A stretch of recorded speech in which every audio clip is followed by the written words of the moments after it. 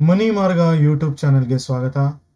ಈ ವಾರದ ಒಂದು IPO ಬಗ್ಗೆ ತಿಳಿಸ್ಲಿಕ್ಕೋಸ್ಕರ ಈ ವಿಡಿಯೋ ಮಾಡ್ತಾ ಇದ್ದೀನಿ. ಎಲ್ಲ ನನ್ನ ಸ್ನೇಹಿತರಿಗೆ ಈ ಮನಿ ಮಾರ್ಗ ಚಾನೆಲ್ಗೆ ಸ್ವಾಗತ ಮತ್ತೊಮ್ಮೆ. ಈ ಚಾನಲ್ ಇನ್ನೂ ಯಾರು ಸಬ್ಸ್ಕ್ರೈಬ್ ಆಗಿಲ್ಲ ಅಂದ್ರೆ ದಯವಿಟ್ಟು ಸಬ್ಸ್ಕ್ರೈಬ್ ಮಾಡ್ಕೊಳ್ಳಿ. ಆ ನೋಟಿಫಿಕೇಶನ್ ಬೆಲ್ ಐಕಾನ್ ಪ್ರೋಸೆಸ್ ಏನಿದೆ ಅದೆಲ್ಲ ಗೊತ್ತಿರುತ್ತೆ ನಿಮಗೆ. ದಯವಿಟ್ಟು ಸಬ್ಸ್ಕ್ರೈಬ್ ಮಾಡ್ಕೊಳ್ಳಿ. ಅಲರ್ಟ್ಸ್ಗಳು ಬರ್ತಾ ಇರುತ್ತೆ. ಸೊ ರೆಗ್ಯುಲರ್ ಅಪ್ಡೇಟ್ಸ್ ಅಂತೂ ಮಾರ್ಕೆಟ್ ಬಗ್ಗೆ ಇರುತ್ತೆ. ಬೇಸಿಕಲಿ ನಾನು ಇನ್ ಅಂಡ್ ಔಟ್ ಮಾರ್ಕೆಟ್ ಬಗ್ಗೆ ಎಲ್ಲ ಹೇಳ್ತೀನಿ ಅಂತಲ್ಲ. ಮುಖ್ಯವಾದ ಎಲ್ಲ ವಿಷಯವನ್ನು ತಿಳಿಸ್ಲಿಕ್ಕೆ, ಅದರಲ್ಲೂ ಒಂದು ಮಾರ್ಕೆಟಲ್ಲಿ ತುಂಬಾ ಇಂಪಾರ್ಟೆಂಟ್ ಏನಾದರೂ ನಡೀತಾ ಇದ್ರೆ, ಮೇಲಾಗಿ ಒಂದು ಮಾರ್ಕೆಟ್‌ನಲ್ಲಿ ಒಂದು ಏನಾದರೂ ಇಂಡಿಕೇಟರ್ ಯೂಸ್ ಮಾಡುವಂಥದ್ದು, ಅಥವಾ ಒಂದು ಬೇಸಿಕ್ ಆಗಿ ಒಂದು ತುಂಬಾ ಉಪಯುಕ್ತವಾದ ಮಾಹಿತಿ ಈ ಟ್ರೇಡಿಂಗ್ ವಿಚಾರದಲ್ಲಿ ಅಂಥದ್ದೆಲ್ಲ ತಿಳಿಸ್ಲಿಕ್ಕೆ ಈ ಚಾನಲ್ ಮುಖಾಂತರ ಕನ್ನಡಿಗರಿಗೋಸ್ಕರ ಮಾಡ್ತಾ ಇರೋಂಥದ್ದು. ಅದು ನಿರಂತರವಾಗಿ ನಡೆಯುತ್ತೆ ಕೂಡ. ಅದು ನಿಮ್ಮ ಪ್ರೋತ್ಸಾಹ ಇರಲೇಬೇಕು. ಹಾಗಾಗಿ ನಿಮ್ಮ ಒಂದು ಸಹಕಾರನ ಬೇಡ್ತಾ ಈ ವಿಡಿಯೋನ ಪ್ರಾರಂಭ ಮಾಡ್ತಾ ಇದ್ದೀನಿ.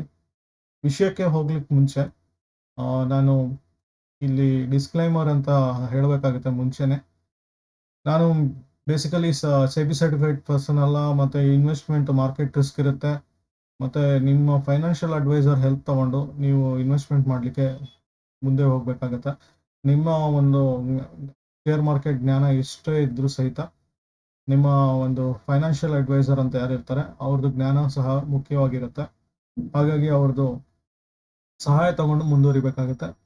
ಅದಲ್ಲದೆ ಈ ಒಂದು ಮೆಥಡ್ ಏನೋ ಹೇಳ್ತಾ ಇದ್ದೀನಿ, ಯಾವುದೇ ಒಂದು ಮೆಥಡ್ ಕೂಡ ಒಬ್ಬೊಬ್ಬರಿಗೆ ಹೆಲ್ಪ್ ಆಗುತ್ತೆ, ಕೆಲವರಿಗೆ ಬೇರೆ ಥರನೇ ವರ್ಕ್ ಆಗುತ್ತೆ. ಮತ್ತೆ ಪಾಸ್ಟ್ ಪರ್ಫಾರ್ಮೆನ್ಸ್ ಬೇಸಿಸ್ ಮೇಲೆ ಹೇಳೋವಂಥದ್ದು ನಾವೆಲ್ಲ. ಫ್ಯೂಚರಲ್ಲಿ ಇದೇ ಥರ ಆಗಬೇಕು ಅಂತಲ್ಲ 100%. ಸೊ ಹಾಗಾಗಿ ಒಂದು ಇದೆಲ್ಲ ಒಂದು ನೋಡ್ಕೊಬೇಕಾಗತ್ತೆ. ಸೊ ವಿಷಯಕ್ಕೆ ಮುಂದುವರಿಯೋಕ್ಕೆ ಹೋಗೋಣ ನಾವು. ಇಲ್ಲಿ ಇಲ್ಲಿ 2 ಮುಖ್ಯವಾದ ಒಂದು IPO ಈ ವೀಕಲ್ಲಿ ಕಾಣಿಸ್ತಾ ಇದೆ. ಒಂದು ಮೇನ್ ಲೈನ್ IPO ಮಿನಿಮಮ್ 15,000 ಅಷ್ಟು 14,900 ಸಮಥಿಂಗ್ ಇದೆ ಅದು. ಸೊ ಅಷ್ಟು ಮೇನ್ ಲೈನ್‌ಗಾಗುತ್ತೆ ಒಂದು ಲಾಟ್ ತಗೊಬೇಕಾದ್ರೆ. ಪ್ರಸ್ತುತ ಕ್ರೋನಾಕ್ಸ್ ಅನ್ನೋದು ಒಂದು ನಡೀತಾ ಇದೆ. ಕ್ರೋನಾಕ್ಸ್ ಲ್ಯಾಬ್ ಬೇಸಿಕಲಿ ಒಂದು ಏನಾಗಿದೆ ಅಂದ್ರೆ ಈ ಈ ಒಂದು ಸುಮಾರು ಕಂಪ್ನಿಗಳಿಗೆ ಇವರು ರಾ ಮೆಟೀರಿಯಲ್ ಅಂತ ಹೇಳ್ತಾರೆ. ಆ API ಅಂತ ಹೇಳ್ತಾರೆ ಕೆಮಿಕಲ್ ಇದರಲ್ಲಿ. ಸೊ ಅದು ಸಪ್ಲೈ ಮಾಡ್ತಾರೆ. ಇದನ್ನ ಯೂಸ್ ಮಾಡಿಕೊಂಡು ಆಕ್ಟಿವ್ ಫಾರ್ಮಾಸ್ಯೂಟಿಕಲ್ ಇಂಗ್ರೀಡಿಯೆಂಟ್ಸ್ APIs ಅಂತ ಹೇಳ್ತಾರೆ. ನಾವು ಬೇರೆ ಬೇರೆ ಟರ್ಮ್ಸ್ ಅಲ್ಲಿ APIs ಅಂದ್ರೆ ಬೇರೆ ಬೇರೆ ತರ ಇರುತ್ತೆ. ಫಾರ್ಮಸಿ ರಿಲೇಟೆಡ್ ಸೆಕ್ಟರ್ ಅಲ್ಲಿ ಆಕ್ಟಿವ್ ಫಾರ್ಮಾಸ್ಯೂಟಿಕಲ್ ಇಂಗ್ರೀಡಿಯೆಂಟ್ಸ್ ಆಗಿರುತ್ತೆ. ಇದ್ರ ಬೇಸಿಸ್ ಮೇಲೆ ಒಂದು ಮೆಡಿಸನ್ ಅದೆಲ್ಲ ಪ್ರಿಪೇರ್ ಮಾಡುವಂಥದ್ದು. ಇದು ಬೇಸಿಕ್ ಇಂಗ್ರೀಡಿಯೆಂಟ್ಸ್. ಬೇರೆ ಬೇರೆ ಒಂದು ಕಾಂಬಿನೇಷನ್ ಇಂದ ಬೇರೆ ಬೇರೆ ಒಂದು ಬರುವಂಥದ್ದು ಬರುತ್ತೆ. ಈ ಕೆಮಿಕಲ್ ಇಂದ ಒಂದು ಬೇರೆ ಪ್ರಾಡಕ್ಟ್ಸ್ಗಳು ಬರುವಂಥದ್ದು. ಸೊ ಇವರು ಬೇಸಿಕ್ ಆಗಿ ಒಂದು ಸ್ಟಾರ್ಟಿಂಗ್ ಫ್ರಮ್ ಲಿಪ್ ಇದಿರ್ಬೋದು, ಅಲೋಪತಿಕ್ ಬೇಸ್ಡ್ ಪ್ರಾಡಕ್ಟ್ಸು, ಮತ್ತೆ ಈ ಕಾಸ್ಮೆಟಿಕ್ ರಿಲೇಟೆಡ್, ಅದಲ್ಲದೆ ಪರ್ಸನಲ್ ಕೇರು, ಮತ್ತೆ ವೆಟ್ ರಿಲೇಟೆಡ್ ಅಂದ್ರೆ ಅನಿಮಲ್ ಹೆಲ್ತ್ ರಿಲೇಟೆಡ್ ಪ್ರಾಡಕ್ಟ್ಸ್ನ ಗೋಸ್ಕರ ಬೇಕಾಗಿರೋ ಕೆಮಿಕಲ್ ಸಪ್ಲೈ ಮಾಡ್ತಾರೆ. ಇವರು ಹಲವಾರು ದೇಶಕ್ಕೆ ಸಪ್ಲೈ ಮಾಡ್ತಾ ಇದ್ದಾರೆ. ಪ್ರಸ್ತುತ ಒಂದು ಕನಿಷ್ಠ ಒಂದು ಇಲ್ಲೆಲ್ಲ ನೋಡಿದೆ 20 ಕಂಟ್ರಿಗೂ ಅಧಿಕವಾಗಿ ಎಕ್ಸ್ಪೋರ್ಟ್ ಮಾಡುವಂತಿದೆ. ಸೊ ಇದೆಲ್ಲ ಒಂದು ಪ್ರಾಫಿಟ್ ಕೂಡ ಚೆನ್ನಾಗಿದೆ ಒಂದು ಲಾಸ್ಟ್ ಇದರಲ್ಲಿ. ಈಗ ಮುಖ್ಯವಾದ ಅಬ್ಸರ್ವೇಷನ್ IPO ಪಾರ್ಟ್ ಆಫ್ ಬಂದಾಗ ಪ್ರಸ್ತುತ ಒಂದು 59% ಗೆ ಇದಾಗ್ತಿದೆ. GMP ನಡೀತಾ ಇದೆ, ಗ್ರೇ ಮಾರ್ಕೆಟ್ ಪ್ರೈಸ್.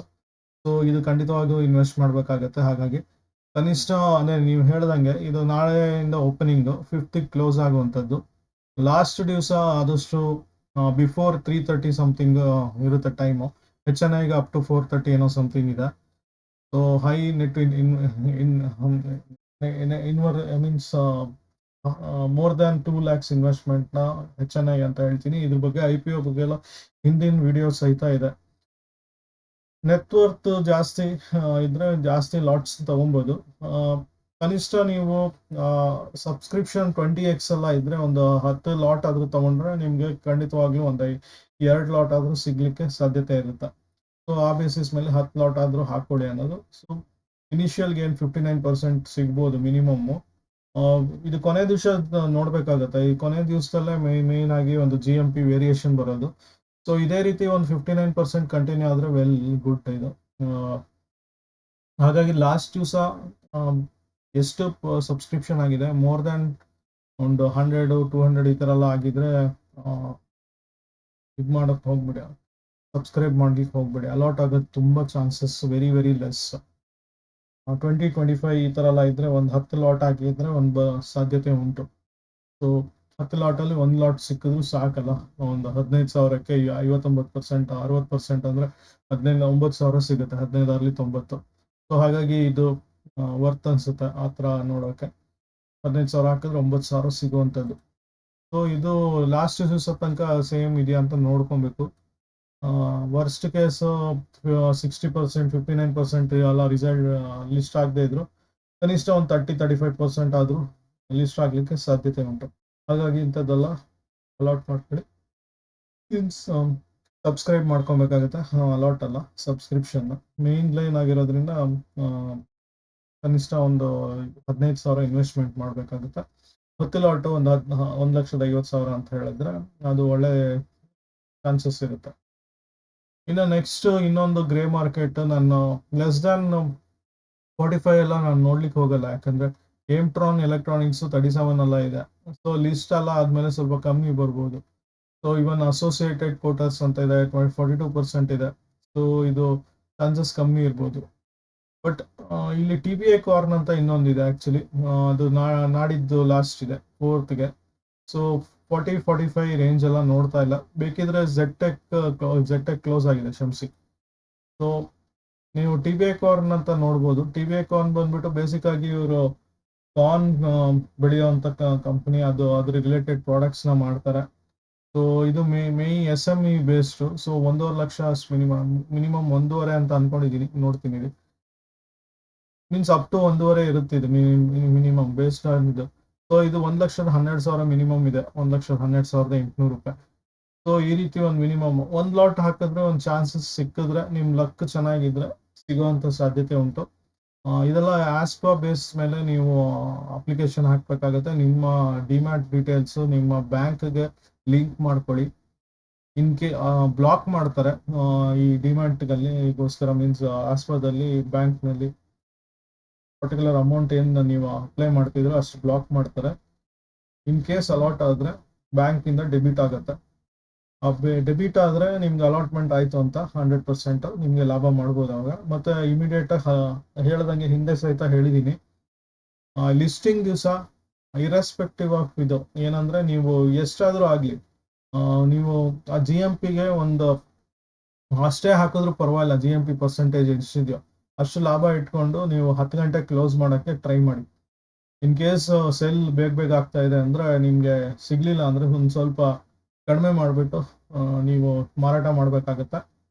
ಸೊ ಆದಷ್ಟು ಬೇಗ 10 ಗಂಟೆಗೆ ಒಂದು ಮೀನ್ಸ್ ಪ್ರೀ ಆರ್ಡರ್ GTT ಎಲ್ಲ ಹಾಕ್ಬೋದು. 9:30 to 9:10 ಟೈಮ್ಗೆ ಹಾಕ್ಲಿಕ್ಕಾಗಲ್ಲ.